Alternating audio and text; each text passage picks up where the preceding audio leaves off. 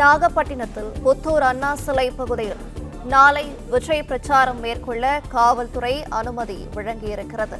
விவரங்களை தருகிறார் செய்தியாளர் மூர்த்தி. வணக்கம், விவரங்களை சொல்லலாம்.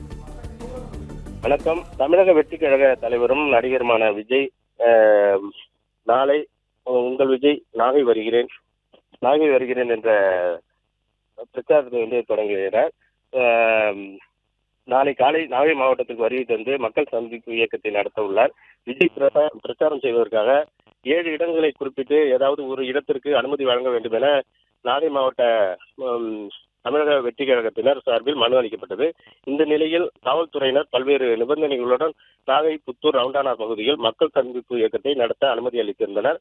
புத்தூர் ரவுண்டானாவில் நாளைய தினம் தமிழக வெற்றி கழகத்தின் தலைவர் விஜய் பிரச்சாரம் மேற்கொள்ள அனுமதி அளித்திருந்தது. இந்த நிலையில் பாதுகாப்பு கருதி புத்தூர் அண்ணா சிலை பகுதியை தங்களுக்கு ஒதுக்க வேண்டும் என அப்பகுதியின் பொதுச் செயலாளர் ஆனந்த் நாகை எஸ்பியிடம் கோரிக்கை வைத்தார்.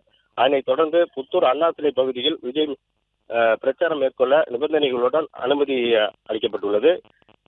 சரியாக 12:30 மணிக்கு புத்தூர் அண்ணா சிலைக்கு விஜய் வருவார் என தமிழக வெற்றி கழகத்தினர் ஒப்புதல் அளித்துள்ளனர்.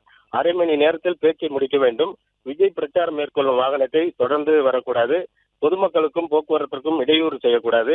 அண்ணா சிலை பகுதியில் உள்ள தலைவர்களின் சிலைகளுக்கு எந்தவித பாதிப்பும் ஏற்படக்கூடாது உள்ளிட்ட நிபந்தனைகளுடன் தற்போது அனுமதி வழங்கப்பட்டுள்ளது.